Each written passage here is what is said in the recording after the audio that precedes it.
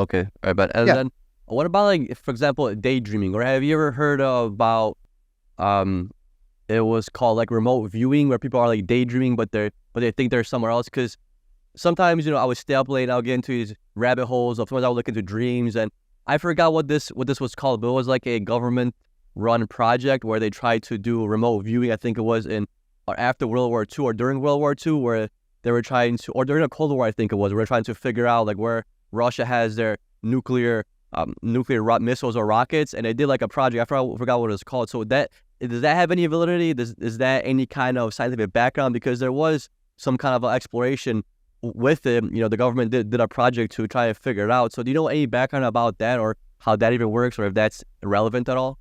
Oh, yeah, for sure. So, you may have heard of the movie, and you may not. The Men Who Stare at Goats. Okay. Does that sound familiar?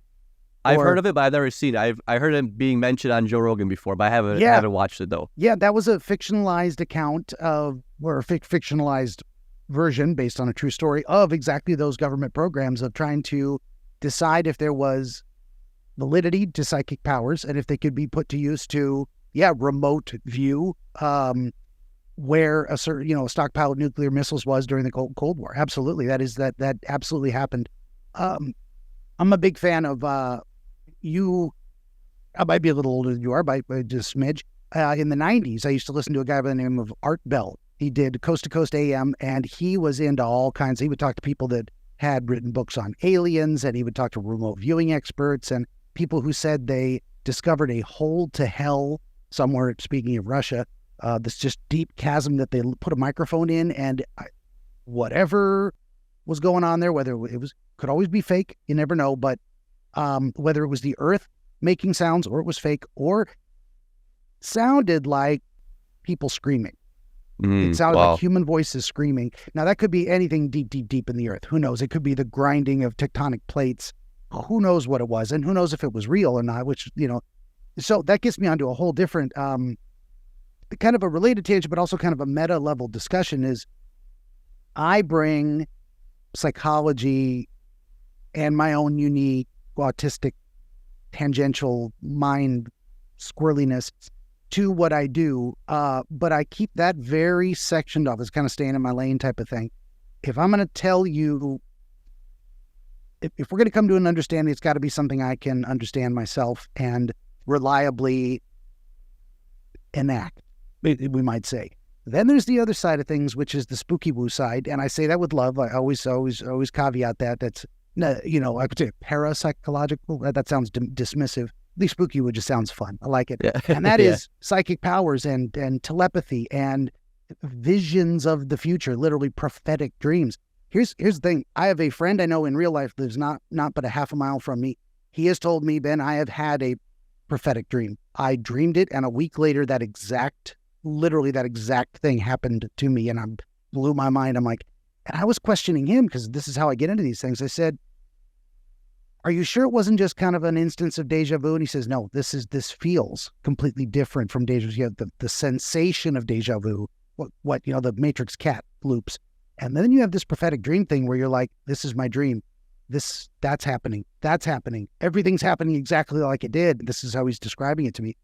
So I don't know what to do with that. Mm-hmm. I don't. Could it be just coincidence? Because there's so much people in this world, and there's so much different situations that can happen in someone's life where I feel like there's almost bound to be some kind of a coincidence. Probably not always are going to have that, but there's going to be a certain amount of people that have a dream that just happens to turn to reality just by possibly be coincidence. Like that's also a valid thing, or is it, is it not coincidence? Is it some kind of like a calling? Is it destiny?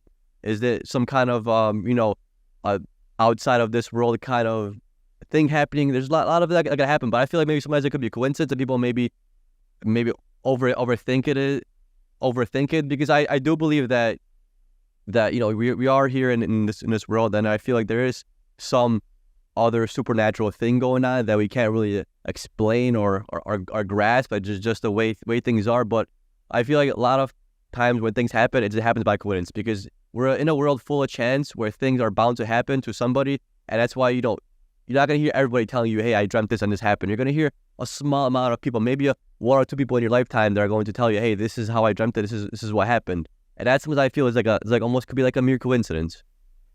That is, I would say, an equally possible alternative hypothesis. This was literally psychic or something, or it was wow, what a amazing random chance it just happened to be. Now that's why. So here's what it is. He's not the only one I've talked to that said they've had prophetic dreams, and there's a long tradition and many documented cases, like hundreds, thousands, perhaps. There was a whole British society, I think, called the Society for Psychical Research that was going on in the late 1800s, early 1900s.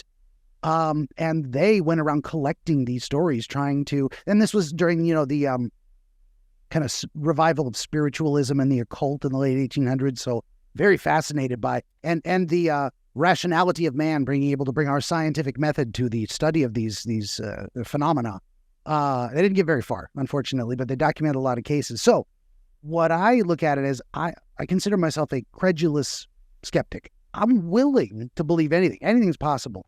My bar for proof is pretty high. So when I don't know what something is or how to make use of it, like if you and I were doing a dream analysis and you said, now, Ben, now that you've heard the dream, do you think that's a prophecy? I mean, this had to do with a future event in my life. Is that going to come true? I couldn't tell you the difference. I couldn't tell you yes, it is, or no, it isn't with any certainty. I don't know how to tell the difference. So I have to, unfortunately, set that aside and say, let's look at it as if it's not a prophetic dream, not a psychic communication. What else might we be able to get from that? What relevant understanding might it provide to you that could be of benefit when that future event does arrive? Because you might have been dreaming about a vacation you're going to have and a disaster happening on the vacation. If you are worried enough that that is a possibility that you're going to cancel your trip, I wouldn't tell you not to. I also couldn't assure you it's going to be fine. Don't worry about it. But we could look at maybe why you would be concerned about that. If there's any past, you're it's like just a therapeutic interaction. Are there any past events that make you sensitive to catastrophic events? Have you been through, severe trauma? Is this likely you're worried? Because that's just kind of how you roll. You just kind of worry about everything. There's a lot of different ways to look at it. Are there any precautions you could take to prevent that disaster going forward? Like you dreamed you went on vacation and your house burnt down. Well, were you planning on leaving your house unoccupied? You were. How about a house sitter? Bring someone in to keep an eye on the place. Was there a house sitter in your dream? No. Okay. Well, that's one way you can change the future. Let's say it was prophetic. It's certainly a way you can alleviate your anxiety of your house being unattended, which is not an unrealistic fear. People could break in, a fire could break out, all that kind of stuff. It's almost like your subconscious is helping you out a little bit in a sense. Yes. That's what I think dreams are. Your subconscious helping you out. Yeah, for sure. Yeah. So to me, it's almost like aliens. Like for me, aliens, like I want to believe in them so bad and I want them to exist, but it's like there's nothing for sure definitive that's telling me that, hey, these aliens do exist. But I want to believe in them so bad and I want them to be there, but I can't guarantee you that I'm going to tell you that yes, aliens exist, because you really don't know, but you want it to exist so bad. Yeah. That's the same thing with like, aliens, ghosts, vampires or whatnot. I have come to a place in my life where I'm like pretty content to never know, because I'm not sure I want to meet an alien or a ghost or a vampire or a werewolf or any of these things to a level that would prove to me, yes, they're real, because I probably won't survive the encounter. Maybe it's better not to know. Bigfoot, he could just go live in the woods if he exists. I'm not going to go into his territory because that's probably a very dangerous wild animal that doesn't want me there. We'll just leave him alone. That's what I say. Yeah, ghosts are cool too, because if you think about ghosts, they're always like in a home, or they're always somewhere. You don't really see like ghosts, outside or walking around. And I forgot who this, I think it was a psychologist. So he attributed ghosts and paranormal activity to items. So like items have something in them that they hold on to like residual you say, like energy or something. Exactly, because you don't see ghosts like at a house. You don't see ghosts on the street. They're always in a house. They're always associated with some kind of an object. They're always in something. So he's saying that maybe these walls around us, items that we hold on to for generations, they hold some kind of a personality, some kind of energy that then brings that paranormal activity out in some way. Yeah, that's a big theme cultural lenses are a factor hugely in dreams as well as religious and political beliefs, even though what I do does not assert any religious, spiritual, or political system. So why is that relevant? What I thought of is the kind of well-known Japanese belief, or what am I trying to do? Almost like part of their mythology, we would say lovingly, you got to get down, get off the books. Killing me, Smalls. They believe that if a person dies a horrible traumatic death, it leaves residual energy, and that's a curse. And so we get movies like Ju-on, I think, The Curse or whatever we called it in America. I can't remember, but it was the person, an American, what was her name? One of those blonde actresses from the late 90s, early 2000s. She moves into actor names. I can't. Me too. I can almost see her face, but she moves into a house, and the house has cursed energy. It's got the little boy that no, and he's like, and then it's got the hair and the lady, in the ceiling. That has potential to be real. Hell if I know. But let's say that's how let's say a given person believes that, whether I do or not. That would, if they brought to me, I was a dream where it said I was in a house and there was a cursed spirit. So I would look at, okay, what does this person believe about cursed spirits? How does that relate to their understanding of the world? Because a lot of times we take these symbols, cursed spirit inhabiting a house. Okay, it's an idea, a specific type of symbol related to this cultural landscape that the person's existing within, and that we follow that path in a way where it's like, I wouldn't want to go to a person like that and say, I don't believe in ghosts, so we're not going to talk about that. Or this is a symbol of you being foolish because ghosts aren't real and you're being silly. That's asserting my worldview onto their internal landscape and symbolism, which I tell people all the time, and I try to tell folks before we even start talking. I do a little pre-interview before I record, and this is a good thing to say. Okay, it's a good thing to say too. If you wanted to be a guest on the show, I'm not overbooked. Please reach out. Social media, BenjaminTheDreamWizard.com, all of the above is a contact page. I will literally talk to anyone. You don't have to appear on camera. It's better if you do. It's nice for the audience to have someone to look at, but mostly this is about the conversation. I never record without permission. I never release an episode after we talk without permission. I will make edits to remove personal information.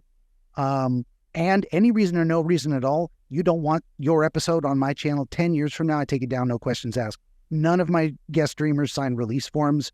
This is not the Jerry Springer show. I'm not looking to embarrass anyone. I've edited things by request. I've taken things out myself that I thought were necessary to remove for the safety and privacy of the individual, without request. But this is pretty high ethical standards. This is not counseling and therapy. We're just two people talking about dreams. I'm not charging you money for a licensed service. That's illegal. But I bring my experience and my training and my ethics to this experience.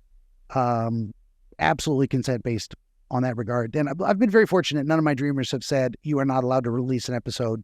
That was a mistake. But I will. And it's not a waste of time. If I don't have an episode for 1 or 2 weeks, I'll live. But I'm not going to take advantage of anyone. I refuse. But I'm really curious. I was going with that.